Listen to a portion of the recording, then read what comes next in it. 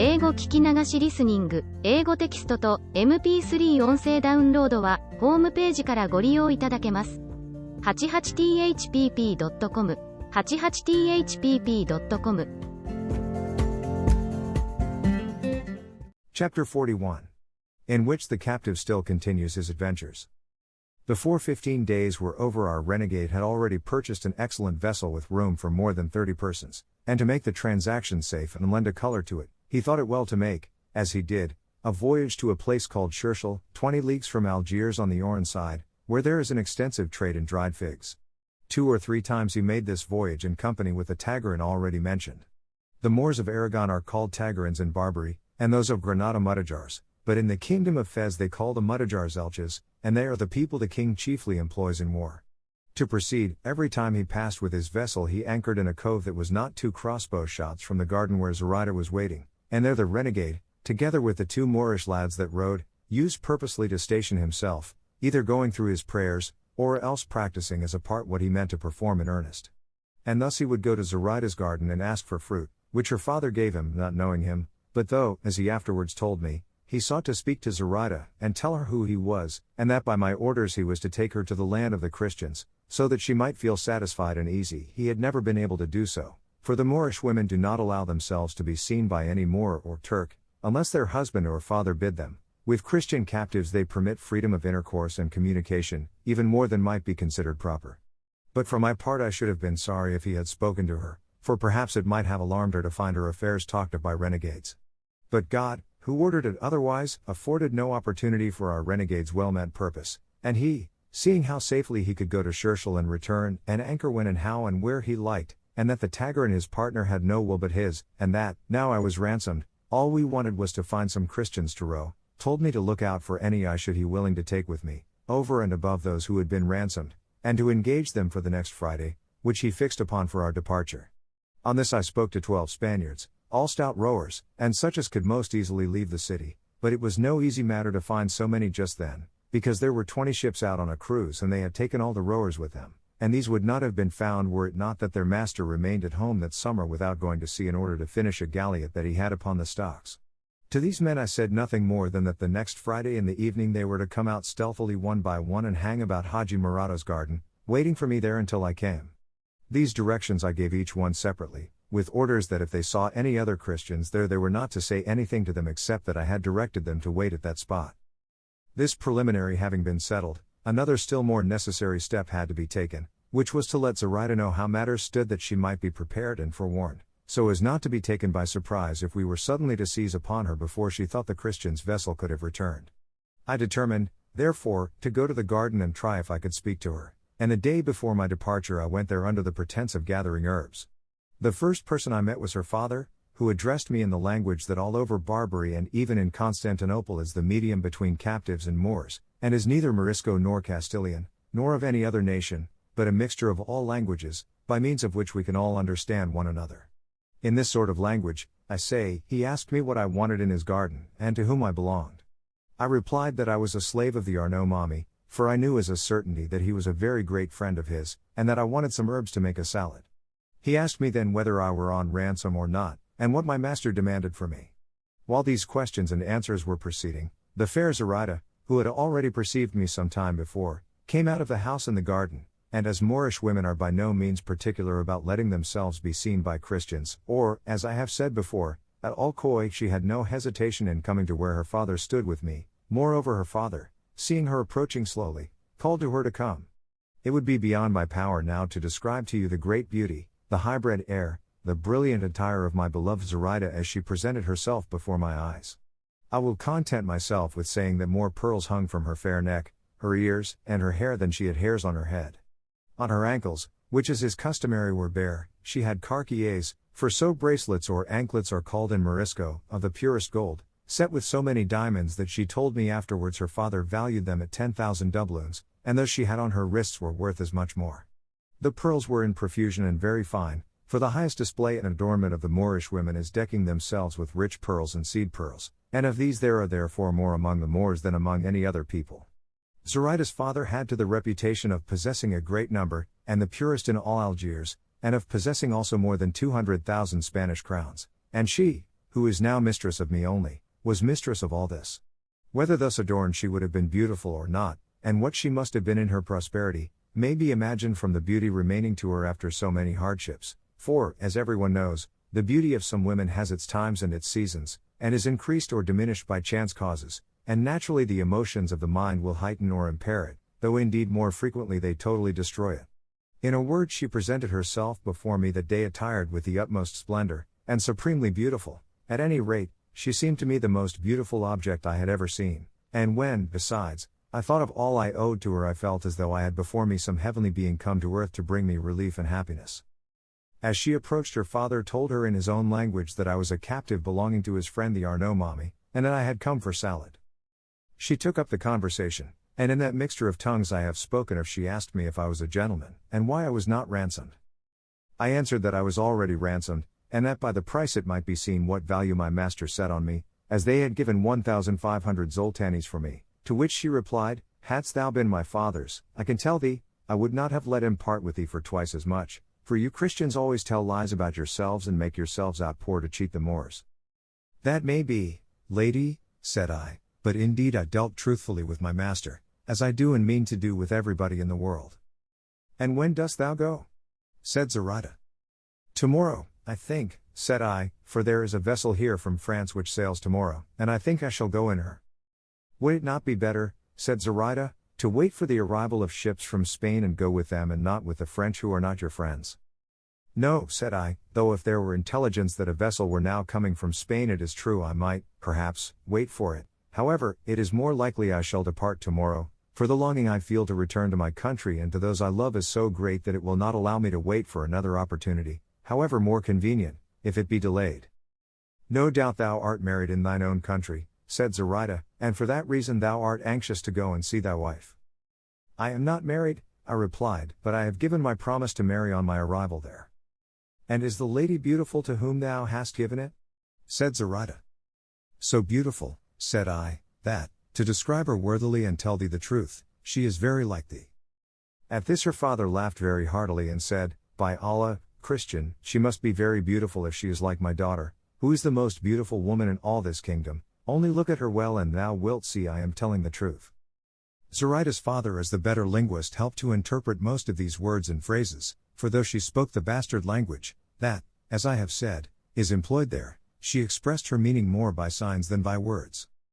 While we were still engaged in this conversation, a Moor came running up, exclaiming that 4 Turks had leapt over the fence or wall of the garden, and were gathering the fruit though it was not yet ripe. The old man was alarmed and Zoraida too, for the Moors commonly, and, so to speak, instinctively have a dread of the Turks, but particularly of the soldiers, who are so insolent and domineering to the Moors who are under their power that they treat them worse than if they were their slaves. Her father said to Zoraida, Daughter, retire into the house and shut thyself in while I go and speak to these dogs, and thou, Christian, pick thy herbs, and go in peace, and Allah bring thee safe to thy own country. I bowed, and he went away to look for the Turks, leaving me alone with Zoraida, who made as if she were about to retire as her father bade her, but the moment he was concealed by the trees of the garden, turning to me with her eyes full of tears, she said, Tamji, Cristiano, Tamji? That is to say, art thou going, Christian, art thou going? I made answer, Yes, lady, but not without thee, come what may, be on the watch for me on the next Juma, and be not alarmed when thou seest us, for most surely we shall go to the land of the Christians.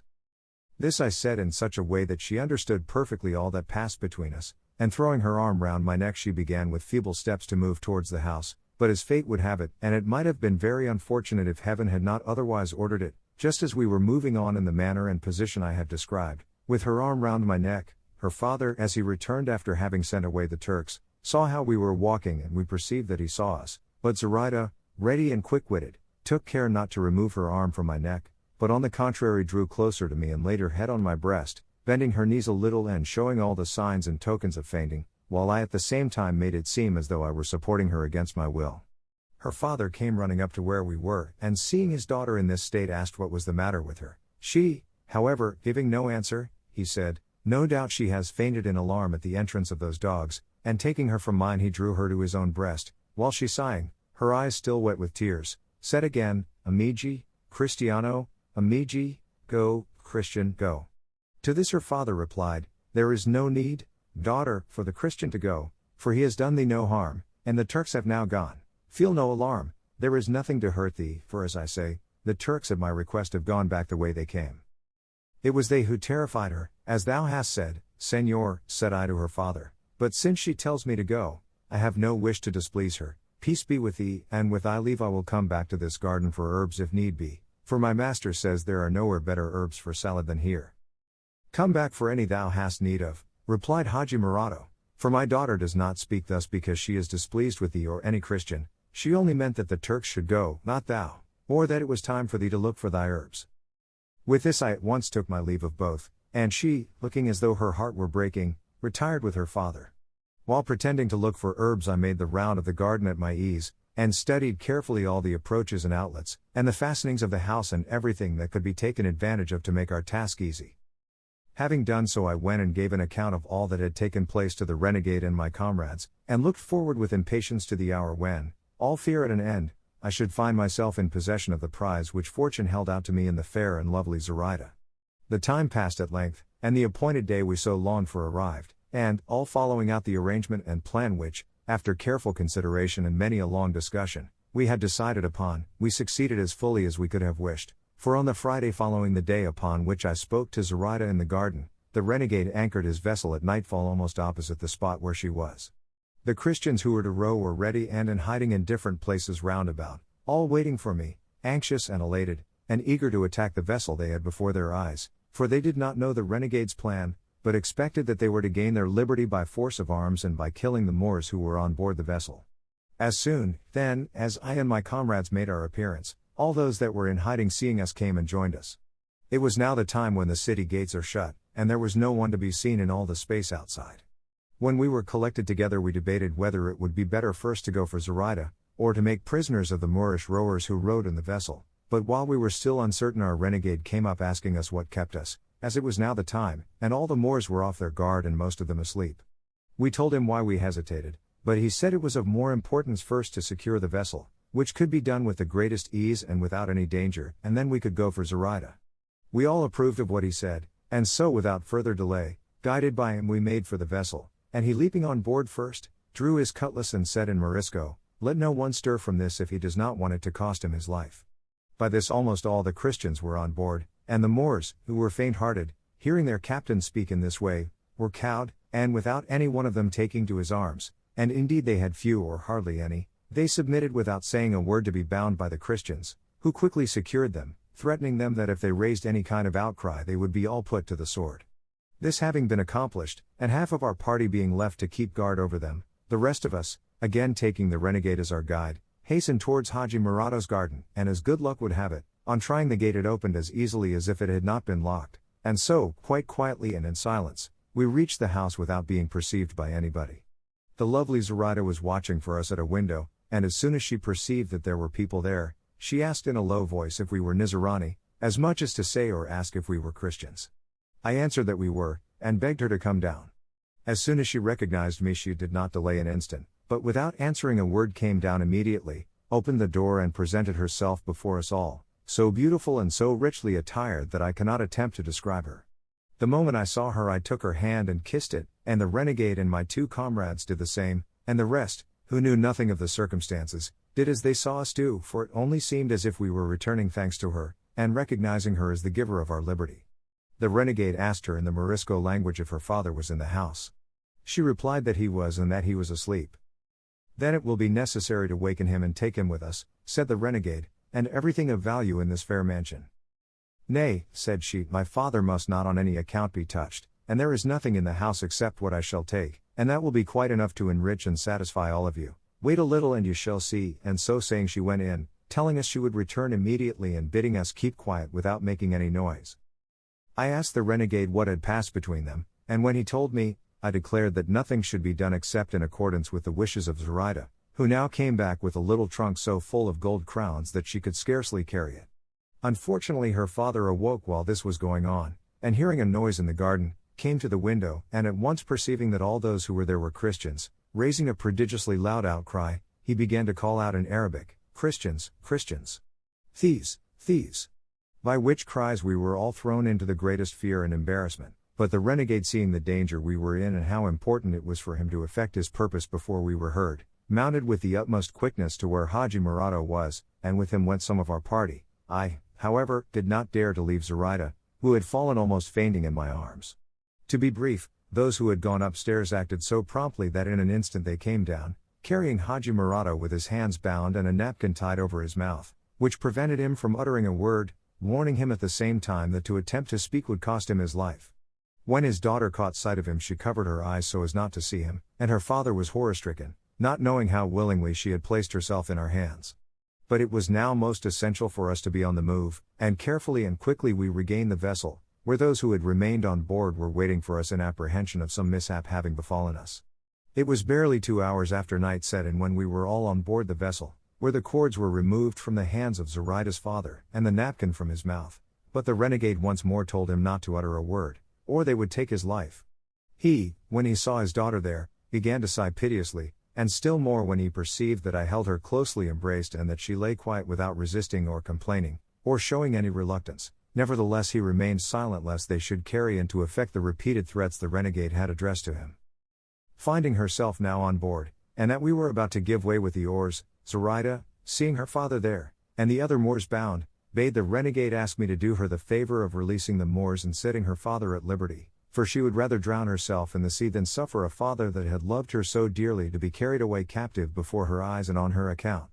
The renegade repeated this to me, and I replied that I was very willing to do so. But he replied that it was not advisable, because if they were left there they would at once raise the country and stir up the city, and lead to the dispatch of swift cruisers in pursuit, and our being taken, by sea or land, without any possibility of escape, and that all that could be done was to set them free on the first Christian ground we reached. On this point we all agreed, and Zoraida, to whom it was explained, together with the reasons that prevented us from doing at once what she desired, was satisfied likewise. And then in glad silence and with cheerful alacrity each of our stout rowers took his oar, and commending ourselves to God with all our hearts, we began to shape our course for the island of Majorca, the nearest Christian land. Owing, however, to the Tramontana rising a little, and the sea growing somewhat rough, it was impossible for us to keep a straight course for Majorca, and we were compelled to coast in the direction of Oran, not without great uneasiness on our part lest we should be observed from the town of Scherschel, which lies on that coast, not more than 60 miles from Algiers. Moreover, we were afraid of meeting on that course one of the galleots that usually come with goods from Tetuan, although each of us for himself and all of us together felt confident that, if we were to meet a merchant galleot, so that it were not a cruiser, not only should we not be lost, but that we should take a vessel in which we could more safely accomplish our voyage. As we pursued our course, Zoraida kept her head between my hands so as not to see her father, and I felt that she was praying to Lila Marianne to help us. We might have made about 30 miles when daybreak found us some 3 musket shots off the land, which seemed to us deserted, and without anyone to see us. For all that, however, by hard rowing we put out a little to sea, for it was now somewhat calmer, and having gained about 2 leagues the word was given to row by batches, while we ate something, for the vessel was well provided, but the rowers said it was not a time to take any rest, let food be served out to those who were not rowing, but they would not leave their oars on any account. This was done, but now a stiff breeze began to blow which obliged us to leave off rowing and make sail at once and steer for Oran, as it was impossible to make any other course. All this was done very promptly, and under sail we ran more than 8 miles an hour without any fear, except that of coming across some vessel out on a roving expedition. We gave the Moorish rowers some food, and the renegade comforted them by telling them that they were not held as captives, as we should set them free on the first opportunity. The same was said to Zoraida's father, who replied, "Anything else, Christian, I might hope for or think likely from your generosity and good behavior, but do not think me so simple as to imagine you will give me my liberty, for you would have never exposed yourselves to the danger of depriving me of it only to restore it to me so generously, especially as you know who I am and the sum you may expect to receive on restoring it, and if you will only name that, I here offer you all you require for myself and for my unhappy daughter there, or else for her alone, for she is the greatest and most precious part of my soul." As he said this he began to weep so bitterly that he filled us all with compassion and forced Zoraida to look at him, and when she saw him weeping she was so moved that she rose from my feet and ran to throw her arms round him, and pressing her face to his, they both gave way to such an outburst of tears that several of us were constrained to keep them company. But when her father saw her in full dress and with all her jewels about her, he said to her in his own language, "What means this, my daughter? Last night, before this terrible misfortune in which we are plunged befell us, I saw thee in thy everyday and indoor garments, and now, without having had time to attire thyself, and without my bringing thee any joyful tidings to furnish an occasion for adorning and bedecking thyself, I see thee arrayed in the finest attire it would be in my power to give thee when fortune was most kind to us. Answer me this, for it causes me greater anxiety and surprise than even this misfortune itself." The renegade interpreted to us what the Moor said to his daughter. She, however, returned him no answer.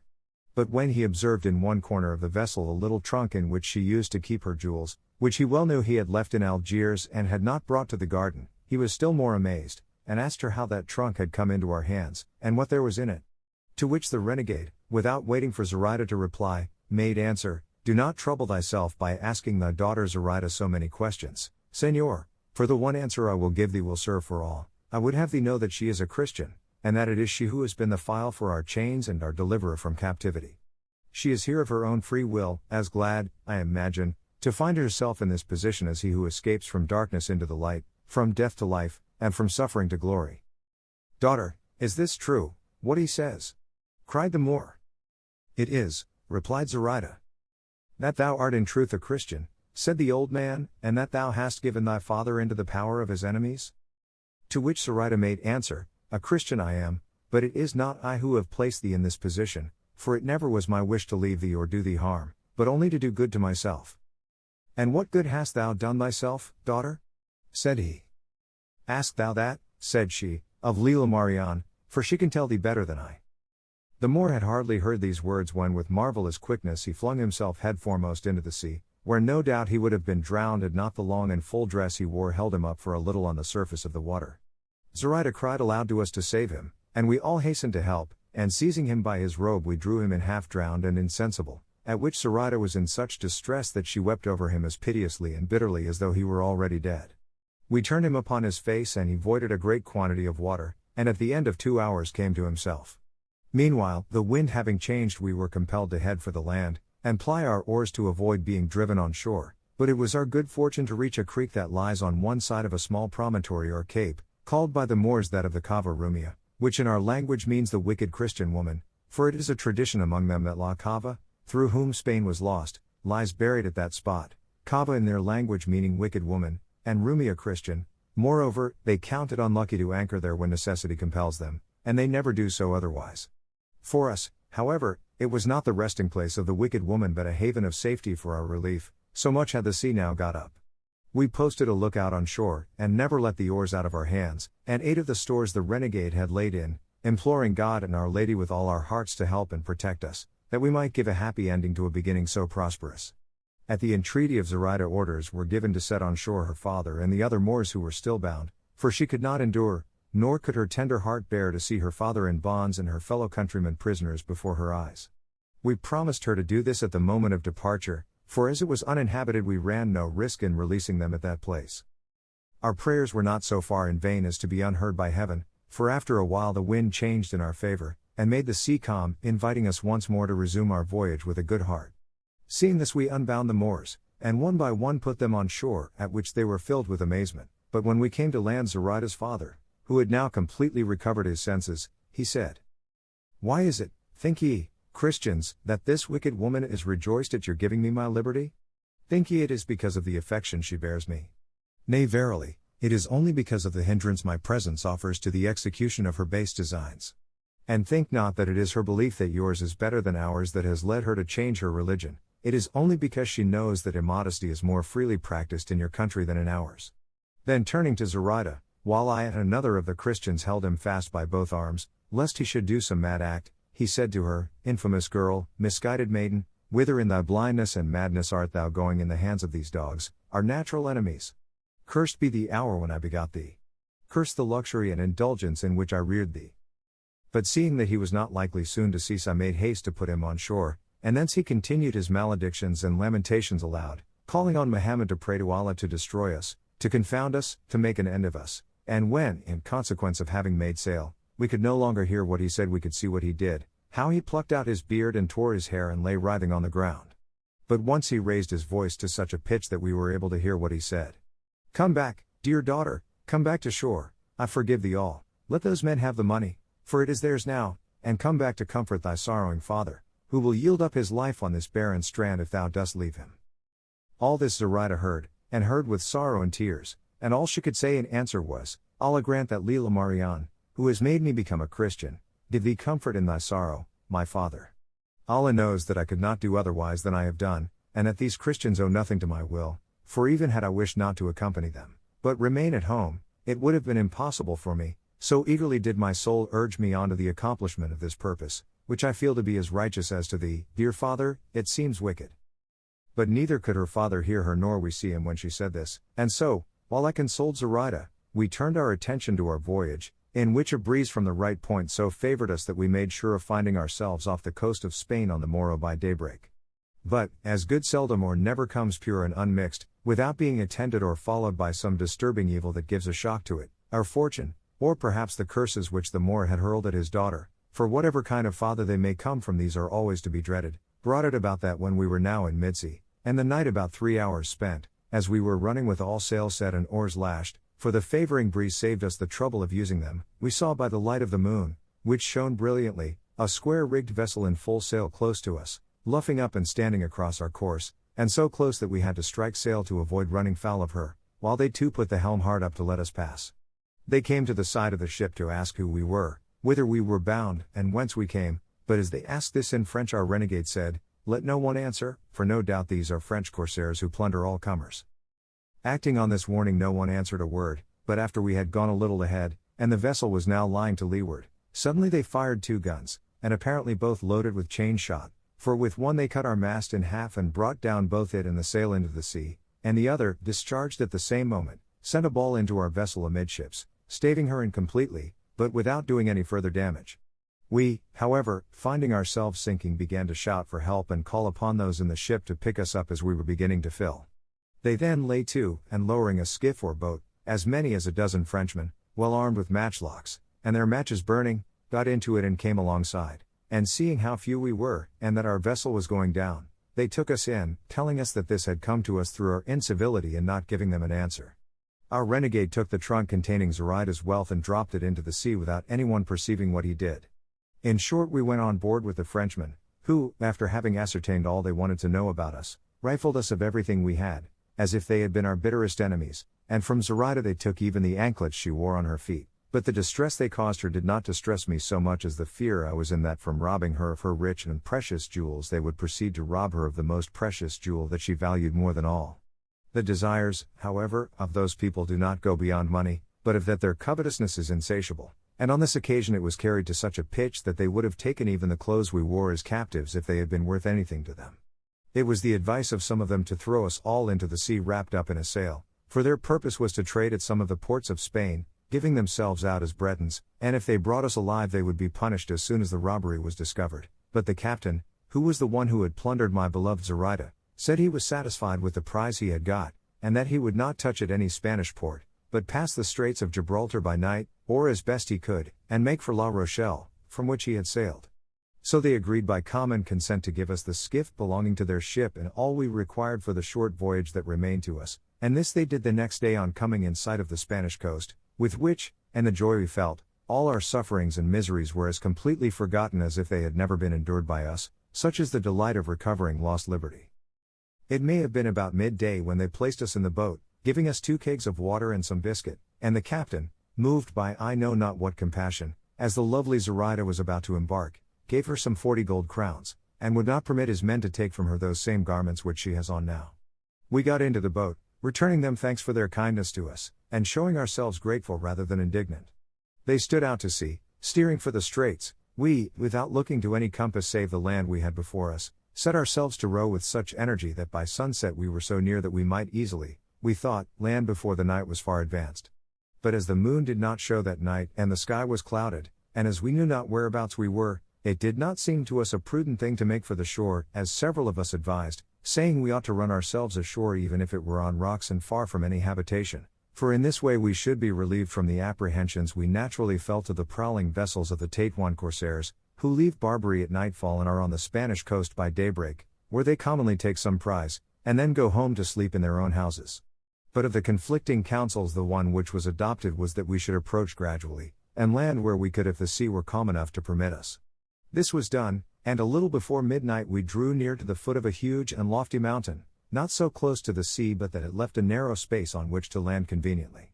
We ran our boat up on the sand, and all sprang out and kissed the ground, and with tears of joyful satisfaction returned thanks to God our Lord for all his incomparable goodness to us on our voyage.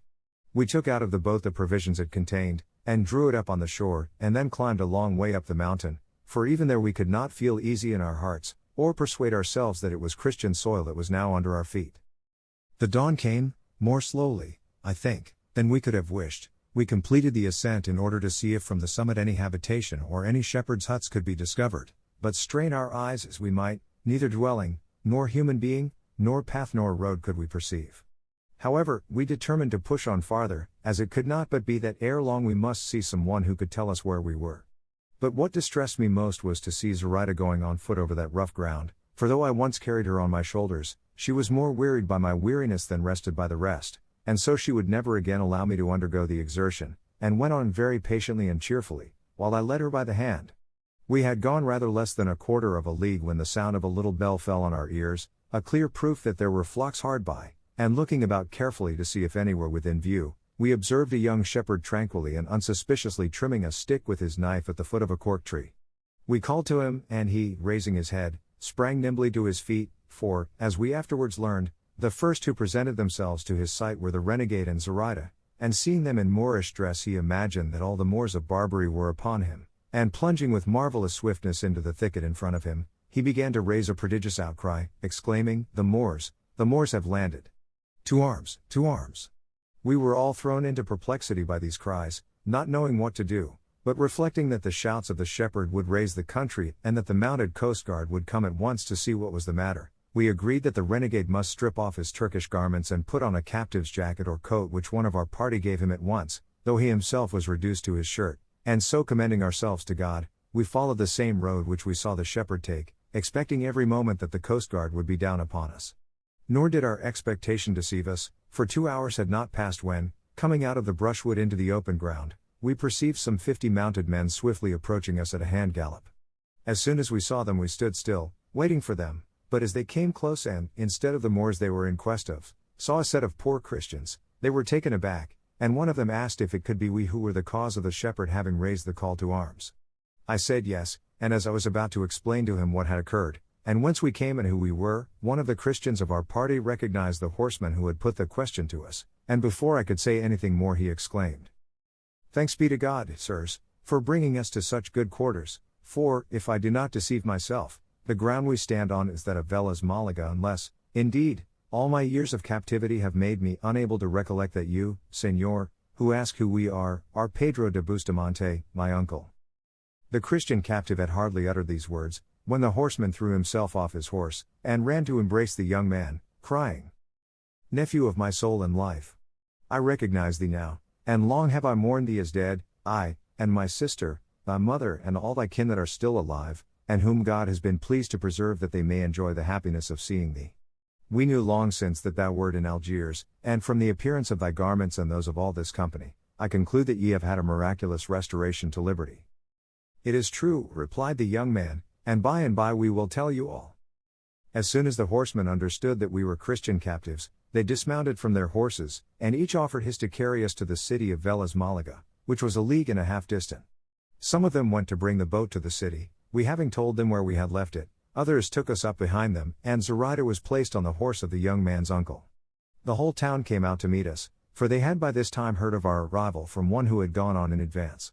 They were not astonished to see liberated captives or captive Moors, for people on that coast are well used to see both one and the other, but they were astonished at the beauty of Zoraida, which was just then heightened, as well by the exertion of traveling as by joy at finding herself on Christian soil, and relieved of all fear of being lost, for this had brought such a glow upon her face, that unless my affection for her were deceiving me, I would venture to say that there was not a more beautiful creature in the world, at least, that I had ever seen. We went straight to the church to return thanks to God for the mercies we had received, and when Zoraida entered it she said there were faces there like Lila Marianne's.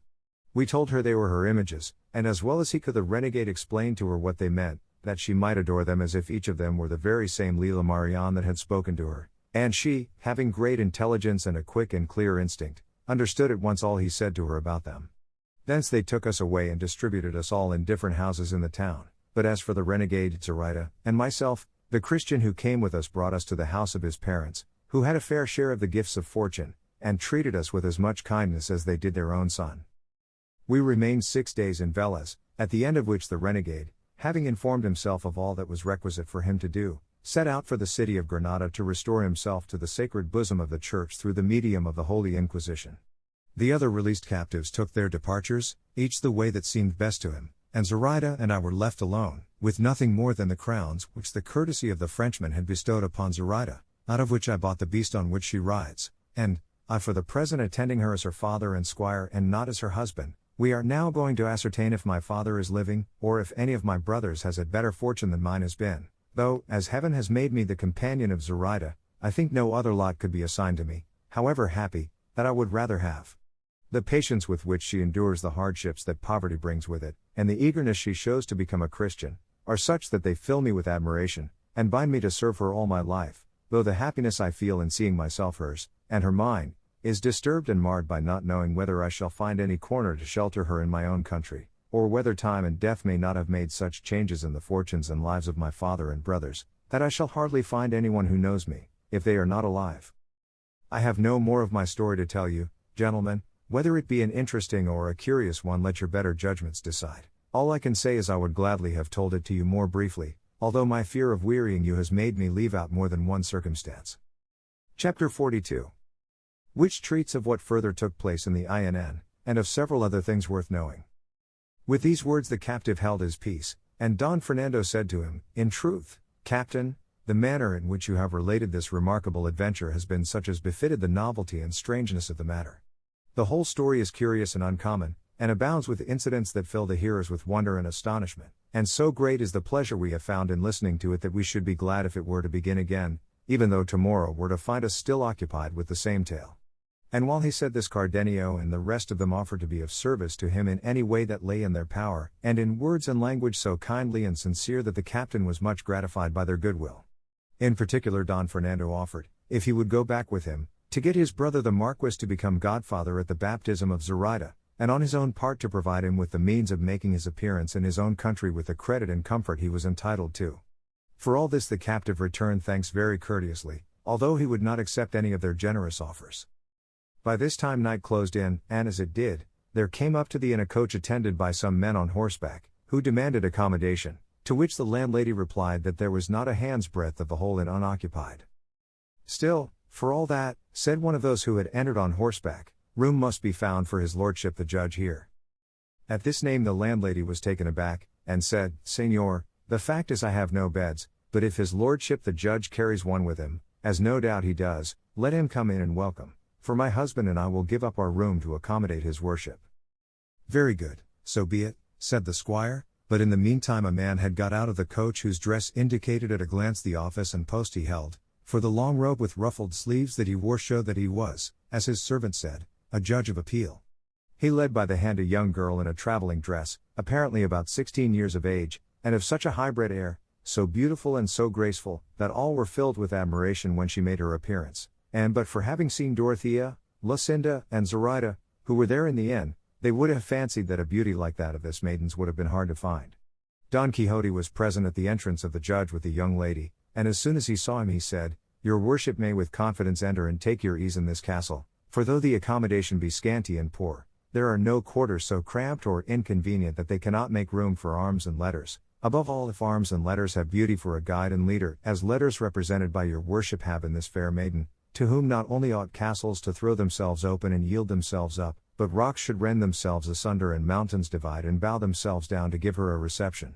Enter, your worship, I say, into this paradise, for here you will find stars and suns to accompany the heaven your worship brings with you, here you will find arms in their supreme excellence, and beauty in its highest perfection."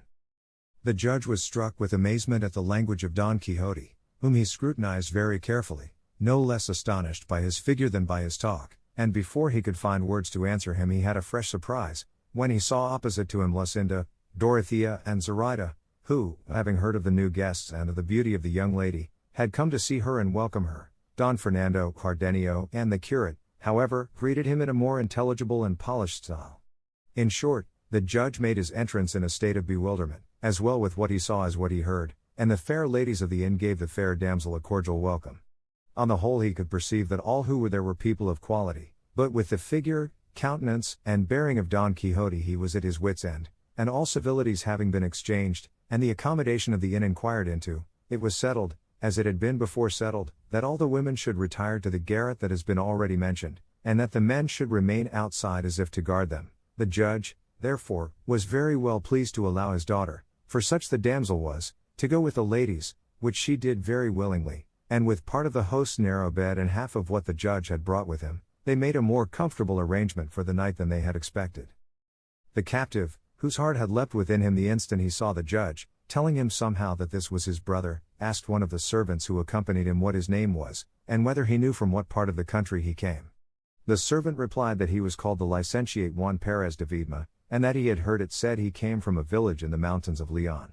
From this statement, and what he himself had seen, he felt convinced that this was his brother who had adopted letters by his father's advice, and excited and rejoiced, he called Don Fernando and Cardenio and the curate aside, and told them how the matter stood, assuring them that the judge was his brother.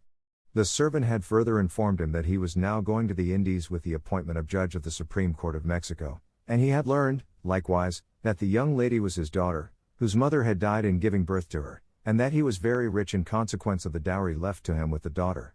He asked their advice as to what means he should adopt to make himself known, or to ascertain beforehand whether, when he had made himself known, his brother, seeing him so poor, would be ashamed of him, or would receive him with a warm heart.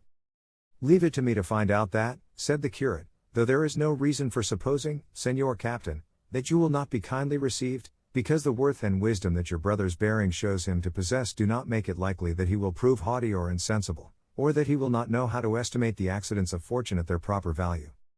"Still," said the captain, "I would not make myself known abruptly, but in some indirect way." "I have told you already," said the curate, "that I will manage it in a way to satisfy us all." By this time supper was ready, and they all took their seats at the table, except the captive, and the ladies, who supped by themselves in their own room. In the middle of supper the curate said, "I had a comrade of your worship's name, Señor Judge, in Constantinople, where I was a captive for several years, and that same comrade was one of the stoutest soldiers and captains in the whole Spanish infantry, but he had as large a share of misfortune as he had of gallantry and courage." "And how was the captain called, Señor?" asked the judge. "He was called Ruy Perez de Viedma," replied the curate, "and he was born in a village in the mountains of Leon, and he mentioned a circumstance connected with his father and his brothers which, had it not been told me by so truthful a man as he was, I should have set down as one of those fables the old women tell over the fire in winter, for he said his father had divided his property among his 3 sons and had addressed words of advice to them sounder than any of Cato's.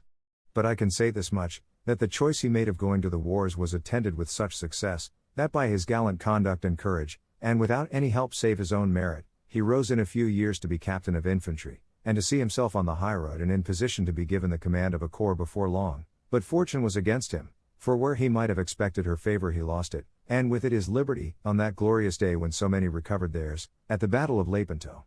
I lost mine at the Goleta, and after a variety of adventures we found ourselves comrades at Constantinople. Thence he went to Algiers, where he met with one of the most extraordinary adventures that ever befell anyone in the world." Here the curate went on to relate briefly his brother's adventure with Zoraida, to all which the judge gave such an attentive hearing that he never before had been so much of a hearer. The curate, however, only went so far as to describe how the Frenchman plundered those who were in the boat, and the poverty and distress in which his comrade and the fair Moor were left, of whom he said he had not been able to learn what became of them, or whether they had reached Spain, or been carried to France by the Frenchmen. The captain, standing a little to one side, was listening to all the curate said, and watching every movement of his brother, who, as soon as he perceived the curate had made an end of his story, gave a deep sigh and said with his eyes full of tears, "Oh, Señor, if you only knew what news you have given me and how it comes home to me, making me show how I feel it with these tears that spring from my eyes in spite of all my worldly wisdom and self-restraint. That brave captain that you speak of is my eldest brother, who, being of a bolder and loftier mind than my other brother or myself, chose the honorable and worthy calling of arms, which was one of the 3 careers our father proposed to us, as your comrade mentioned in that fable you thought he was telling you. I followed that of letters, in which God and my own exertions have raised me to the position in which you see me. My second brother is in Peru, so wealthy that with what he has sent to my father and to me he has fully repaid the portion he took with him, and has even furnished my father's hands with the means of gratifying his natural generosity, while I too have been enabled to pursue my studies in a more becoming and creditable fashion, and so to attain my present standing. My father is still alive, though dying with anxiety to hear of his eldest son, and he prays God unceasingly that death may not close his eyes until he has looked upon those of his son. But with regard to him, what surprises me is, that having so much common sense as he had, he should have neglected to give any intelligence about himself, either in his troubles and sufferings, or in his prosperity, for if his father or any of us had known of his condition, he need not have waited for that miracle of the reed to obtain his ransom. But what now disquiets me is the uncertainty whether those Frenchmen may have restored him to liberty, or murdered him to hide the robbery. All this will make me continue my journey, not with the satisfaction in which I began it, but in the deepest melancholy and sadness. O dear brother! That I only knew where thou art now, and I would hasten to seek thee out and deliver thee from thy sufferings, though it were to cost me suffering myself. Oh, that I could bring news to our old father that thou art alive, even wert thou in the deepest dungeon of Barbary, for his wealth and my brothers and mine would rescue thee thence. O beautiful and generous Zoraida, that I could repay thy goodness to a brother. That I could be present at the new birth of thy soul, and at thy bridal that would give us all such happiness. All this and more the judge uttered with such deep emotion at the news he had received of his brother that all who heard him shared in it, showing their sympathy with his sorrow. The curate, seeing, then, how well he had succeeded in carrying out his purpose and the captain's wishes, had no desire to keep them unhappy any longer, so he rose from the table and going into the room where Zoraida was, he took her by the hand, Lucinda, Dorothea, and the judge's daughter following her. The captain was waiting to see what the curate would do, when the latter, taking him with the other hand, advanced with both of them to where the judge and the other gentlemen were and said, "Let your tears cease to flow, Señor Judge, and the wish of your heart be gratified as fully as you could desire, for you have before you your worthy brother and your good sister-in-law. He whom you see here is the Captain Viedma, and this is the fair Moor who has been so good to him. The Frenchmen I told you of have reduced them to the state of poverty. You see that you may show the generosity of your kind heart." The captain ran to embrace his brother, who placed both hands on his breast so as to have a good look at him, holding him a little way off, but as soon as he had fully recognized him he clasped him in his arms so closely, shedding such tears of heartfelt joy, that most of those present could not but join in them. The words the brothers exchanged, the emotion they showed can scarcely be imagined, I fancy, much less put down in writing. They told each other in a few words the events of their lives, they showed the true affection of brothers in all its strength. Then the judge embraced Zoraida, putting all he possessed at her disposal. Then he made his daughter embrace her, and the fair Christian and the lovely Moor drew fresh tears from every eye. And there was Don Quixote observing all these strange proceedings attentively without uttering a word, and attributing the whole to chimeras of knight-errantry. Then they agreed that the captain and Zoraida should return with his brother to Seville, and send news to his father of his having been delivered and found, so as to enable him to come and be present at the marriage and baptism of Zoraida, for it was impossible for the judge to put off his journey, as he was informed that in a month from that time the fleet was to sail from Seville for New Spain, and to miss the passage would have been a great inconvenience to him. In short, everybody was well pleased and glad at the captive's good fortune, and as now almost 2/3 of the night were past, they resolved to retire to rest for the remainder of it. Don Quixote offered to mount guard over the castle lest they should be attacked by some giant or other malevolent scoundrel, covetous of the great treasure of beauty the castle contained. Those who understood him returned him thanks for this service, and they gave the judge an account of his extraordinary humor, with which he was not a little amused.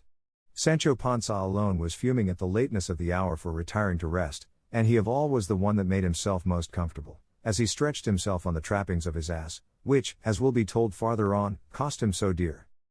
The ladies, then, having retired to their chamber, and the others having disposed themselves with as little discomfort as they could, Don Quixote sallied out of the inn to act as sentinel of the castle as he had promised. It happened, however, that a little before the approach of dawn a voice so musical and sweet reached the ears of the ladies that it forced them all to listen attentively, but especially Dorothea, who had been awake, and by whose side Doña Clara de Viedma, for so the judge's daughter was called, lay sleeping. No one could imagine who it was that sang so sweetly, and the voice was unaccompanied by any instrument. At one moment it seemed to them as if the singer were in the courtyard, at another in the stable, and as they were all attention, wondering, Cardenio came to the door and said, "Listen, whoever is not asleep, and you will hear a muleteer's voice that enchants as it chants." "We are listening to it already, Señor," said Dorothea, on which Cardenio went away, and Dorothea, giving all her attention to it, made out the words of the song to be these. Chapter 43. Wherein is related the pleasant story of the muleteer, together with other strange things that came to pass in the INN. Ah me, love's mariner am I on love's deep ocean sailing, I know not where the haven lies, I dare not hope to gain it. One solitary distant star is all I have to guide me, a brighter orb than those of old that Palinurus lighted. And vaguely drifting am I borne, I know not where it leads me, I fix my gaze on it alone, of all beside it heedless. But overcautious prudery, and coyness cold and cruel, when most I need it, these, like clouds, its longed for light refuse me. Bright star, full of my yearning eyes as thou above me beamest, when thou shalt hide thee from my sight I'll know that death is near me.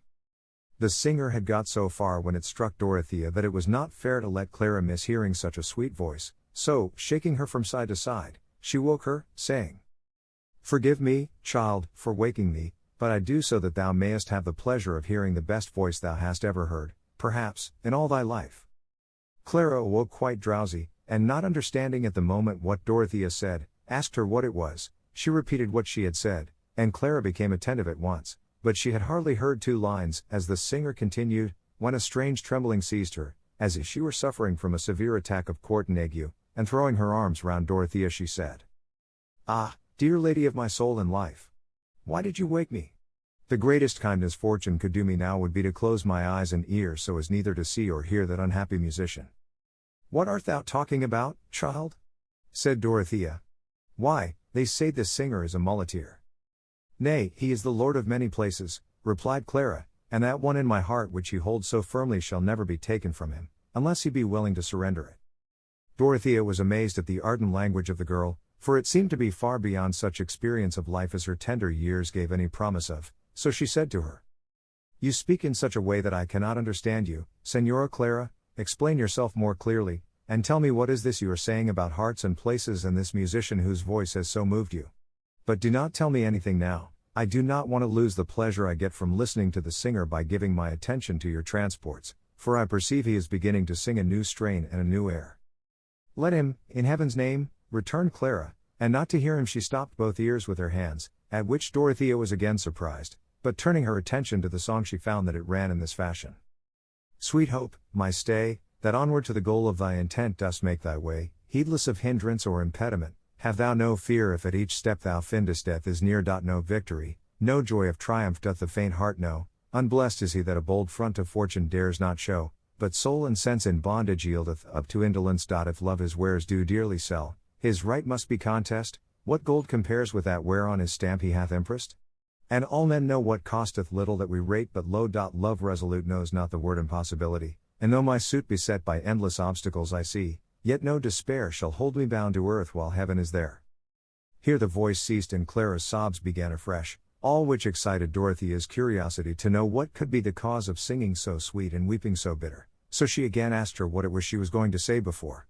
On this Clara, afraid that Lucinda might overhear her, winding her arms tightly round Dorothea, put her mouth so close to her ear that she could speak without fear of being heard by anyone else, and said,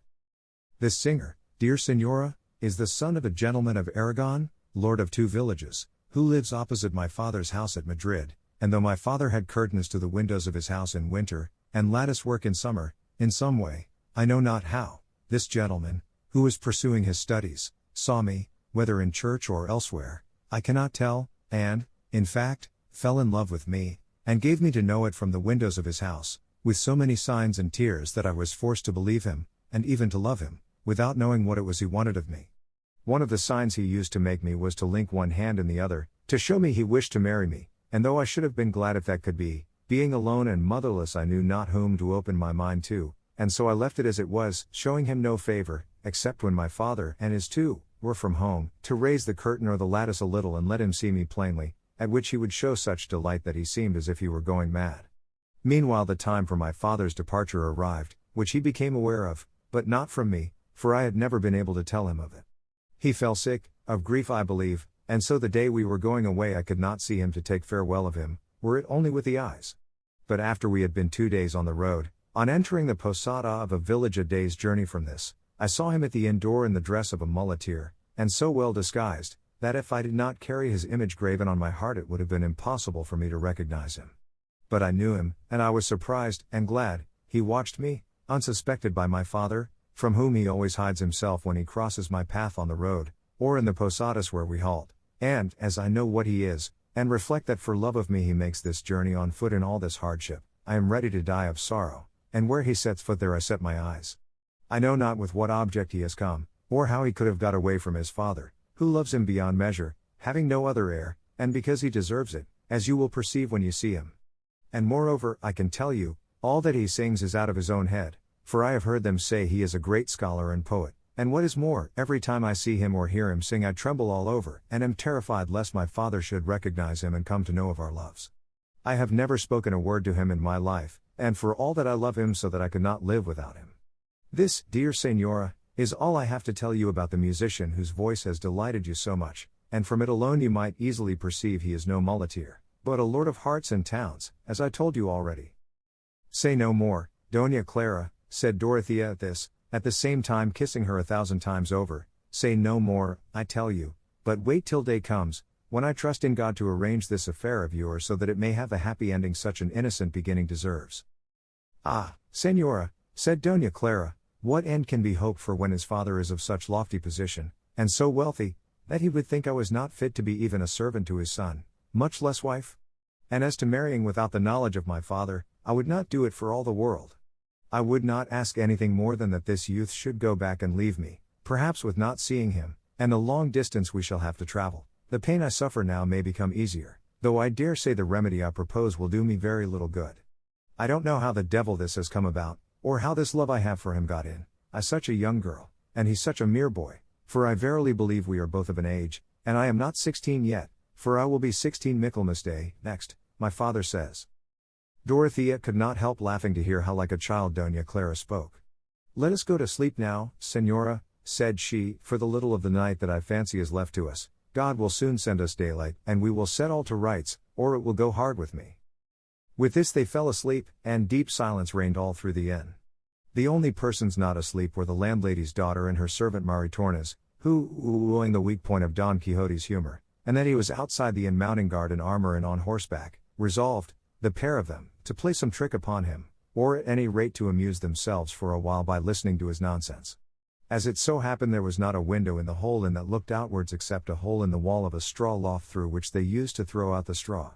At this hole the two demi-damsels posted themselves, and observed Don Quixote on his horse, leaning on his pike and from time to time sending forth such deep and doleful sighs, that he seemed to pluck up his soul by the roots with each of them, and they could hear him, too, saying in a soft, tender, loving tone, O my lady Dulcinea del Toboso, perfection of all beauty, summit and crown of discretion, treasure house of grace, depositary of virtue, and finally, ideal of all that is good, honorable, and delectable in this world. What is thy grace doing now? Art thou, perchance, mindful of thy enslaved knight who of his own free will hath exposed himself to so great perils, and all to serve thee? Give me tidings of her, O luminary of the three faces. Perhaps at this moment, envious of hers, thou art regarding her, either as she paces to and fro some gallery of her sumptuous palaces, or leans over some balcony, meditating how, whilst preserving her purity and greatness, she may mitigate the tortures this wretched heart of mine endures for her sake. What glory should recompense my sufferings, what repose my toil, and lastly what death my life, and what reward my services? And thou, O son, that art now doubtless harnessing thy steeds in haste to rise betimes and come forth to see my lady, when thou seest her I entreat of thee to salute her on my behalf, but have a care, when thou shalt see her and salute her, that thou kiss not her face, for I shall be more jealous of thee than thou wert of that light-footed ingrate that made thee sweat and run so on the plains of Thessaly, or on the banks of the Peneus, for I do not exactly recollect where it was thou didst run on that occasion, in thy jealousy and love. Don Quixote had got so far in his pathetic speech when the landlady's daughter began to signal to him, saying, Señor, come over here, please. At these signals and voice Don Quixote turned his head and saw by the light of the moon, which then was in its full splendor, that someone was calling to him from the hole in the wall, which seemed to him to be a window, and what is more, with a gilt grating, as rich castles, such as he believed the inn to be, ought to have, and it immediately suggested itself to his imagination that, as on the former occasion, the fair damsel, the daughter of the lady of the castle, overcome by love for him, was once more endeavoring to win his affections, and with this idea, not to show himself discourteous, or ungrateful, he turned Rocinante's head and approached the hole, and as he perceived the two wenches he said, I pity you, beauteous lady, that you should have directed your thoughts of love to a quarter from whence it is impossible that such a return can be made to you as is due to your great merit and gentle birth, for which you must not blame this unhappy knight-errant whom love renders incapable of submission to any other than her whom, the first moment his eyes beheld her, he made absolute mistress of his soul. Forgive me, noble lady, and retire to your apartment, and do not, by any further declaration of your passion, compel me to show myself more ungrateful, and if, of the love you bear me, you should find that there is anything else in my power wherein I can gratify you, provided it be not love itself, demand it of me, for I swear to you by that sweet absent enemy of mine to grant it this instant, though it be that you require of me a lock of Medusa's hair, which was all snakes, or even the very beams of the sun shut up in a vial. My mistress wants nothing of that sort, Sir Knight, said Maritornes at this. What then, discreet dame, is it that your mistress wants? Replied Don Quixote. Only one of your fair hands, said Maritornes, to enable her to vent over it the great passion which has brought her to this loophole, so much to the risk of her honor, for if the lord her father had heard her, the least slice he would cut off her would be her ear. I should like to see that tried, said Don Quixote, but he had better beware of that, if he does not want to meet the most disastrous end that ever father in the world met for having laid hands on the tender limbs of a love-stricken daughter. Maritornes felt sure that Don Quixote would present the hand she had asked, and making up her mind what to do, she got down from the hole and went into the stable, where she took the halter of Sancho Panza's ass, and in all haste returned to the hole, just as Don Quixote had planted himself standing on Rocinante's saddle in order to reach the grated window where he supposed the lovelorn damsel to be, and giving her his hand, he said, Lady, take this hand, or rather the scourge of the evildoers of the earth, take, I say, this hand which no other hand of woman has ever touched, not even hers who has complete possession of my entire body. I present it to you, not that you may kiss it, but that you may observe the contexture of the sinews, the close network of the muscles, the breadth and capacity of the veins, whence you may infer what must be the strength of the arm that has such a hand. That we shall see presently, said Maritornes, and making a running knot on the halter, she passed it over his wrist and coming down from the hole tied the other end very firmly to the bolt of the door of the straw loft. Don Quixote, feeling the roughness of the rope on his wrist, exclaimed, Your grace seems to be grating rather than caressing my hand. Treat it not so harshly, for it is not to blame for the offense my resolution has given you, nor is it just to wreak all your vengeance on so small a part. Remember that one who loves so well should not revenge herself so cruelly. But there was nobody now to listen to these words of Don Quixote's, for as soon as Maritornes had tied him she and the other made off, ready to die with laughing, leaving him fastened in such a way that it was impossible for him to release himself. He was, as has been said, standing on Rocinante, with his arm passed through the hole and his wrist tied to the bolt of the door, and in mighty fear and dread of being left hanging by the arm if Rocinante were to stir one side or the other, so he did not dare to make the least movement, although from the patience and imperturbable disposition of Rocinante, he had good reason to expect that he would stand without budging for a whole century. Finding himself fast, then, and that the ladies had retired, he began to fancy that all this was done by enchantment, as on the former occasion when in that same castle that enchanted Moor of a carrier had belaboured him, and he cursed in his heart his own want of sense and judgment in venturing to enter the castle again, after having come off so badly the first time, it being a settled point with knights-errant that when they have tried an adventure, and have not succeeded in it, it is a sign that it is not reserved for them but for others, and that therefore they need not try it again. Nevertheless he pulled his arm to see if he could release himself, but it had been made so fast that all his efforts were in vain. It is true he pulled it gently lest Rocinante should move, but try as he might to seat himself in the saddle, he had nothing for it but to stand upright or pull his hand off.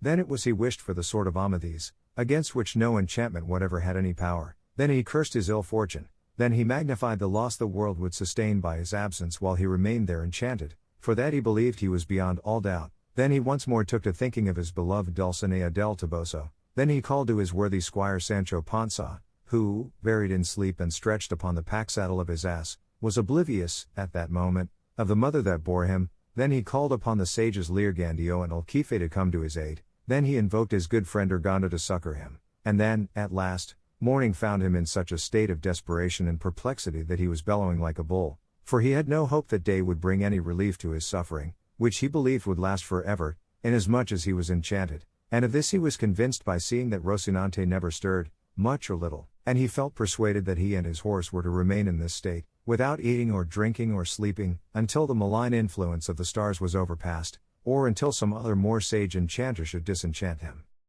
But he was very much deceived in this conclusion, for daylight had hardly begun to appear when there came up to the inn 4 men on horseback, well equipped and accoutred, with firelocks across their saddle bows.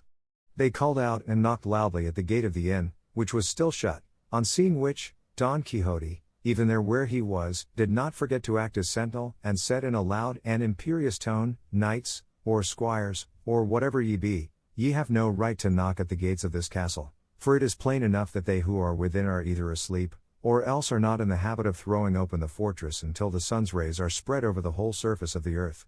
Withdraw to a distance, and wait till it is broad daylight, and then we shall see whether it will be proper or not to open to you. What the devil fortress or castle is this, said one, to make us stand on such ceremony? If you are the innkeeper, bid them open to us. We are travelers who only want to feed our horses and go on, for we are in haste. Do you think, gentlemen, that I look like an innkeeper?